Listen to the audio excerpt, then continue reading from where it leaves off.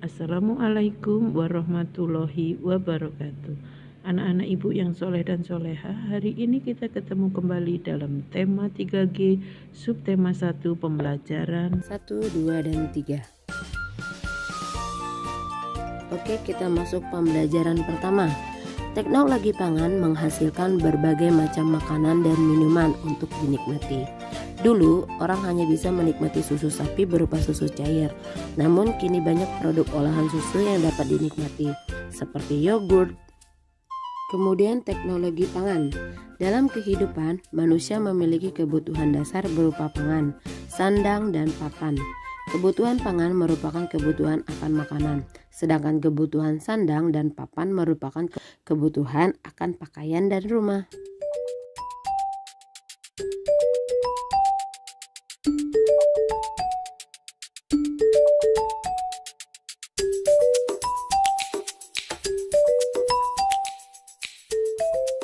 Oke anak-anak, kita masuk materi selanjutnya, yaitu tentang pengolahan tanaman lidah buaya. Kita tentu telah tahu mengenai tanaman lidah buaya. Sejak dulu tanaman ini digunakan sebagai penyubur rambut, penyembuh luka, dan untuk perawatan kulit. Di Indonesia tanaman ini hanya dibudidayakan salah satunya di kota Pontianak dan Kalimantan Barat. Di kota Pontianak terdapat tempat penelitian yang bernama Aloe Vera Center. Di tempat ini tanaman lidah buaya diteliti, diolah, dan dikembangkan menjadi berbagai bentuk produk makanan. Ternyata selain dimanfaatkan untuk kosmetik dan obat, tanaman ini juga dapat diolah menjadi makanan dan minuman. Makanan seperti dodol, manisan, jelly, permen, dan coklat. Kerupuk dapat dibuat dari tanaman lidah buaya. Minuman seperti teh dan sari lidah buaya juga dapat dibuat dari lidah buaya. Setelah proses produksi selesai, tahapan selanjutnya adalah pengemasan.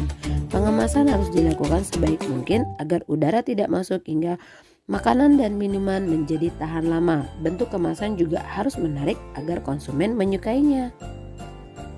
Masuk pembelajaran selanjutnya, yaitu tujuan dari teknologi pangan. Teknologi pangan dilakukan agar bahan pangan selalu tersedia. Bahan pangan harus selalu tersedia karena kita membutuhkan setiap hari. Umumnya bahan pangan yang harus selalu tersedia berasal dari hasil panen. Adapun waktu panen bahan pangan tersebut tidak tersedia setiap bulan. Waktu panen hanya pada waktu-waktu tertentu. Sementara itu kebutuhan kita akan bahan pangan tidak dapat menunggu hingga panen tiba.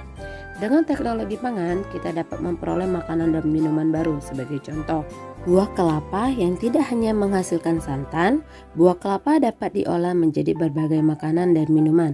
Tidak hanya itu, kulit pisang pun dapat dijadikan keripik dan kulit manggis juga dapat dijadikan obat penyakit kanker.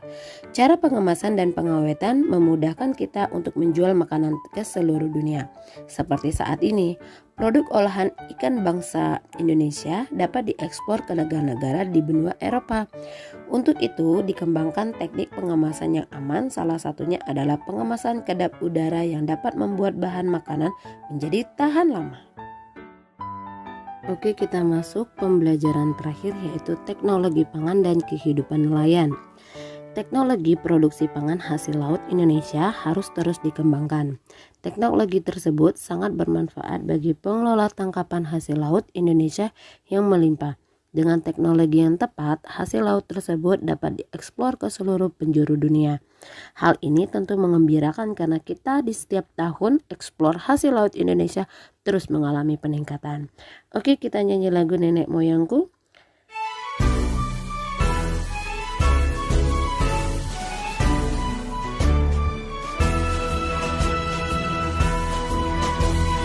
Nenek moyangku orang pelaut, gemar mengarung luas samudra, menerjang ombak tiada takut, menempuh badai sudah biasa.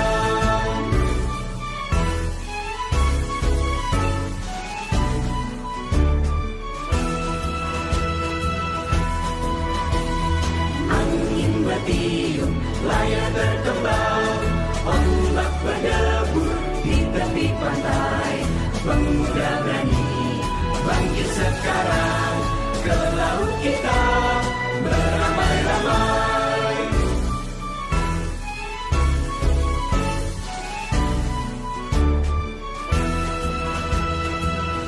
Anak-anak, sekarang kerjakan tugas halaman 4 nomor 1, 2, dan 5, halaman 17 nomor 1 dan 3. Setelah selesai, kirim ke Google Classroom nak ya. Akhirnya, daring dari Ibu akhiri sampai di sini. Wassalamualaikum warahmatullahi wabarakatuh.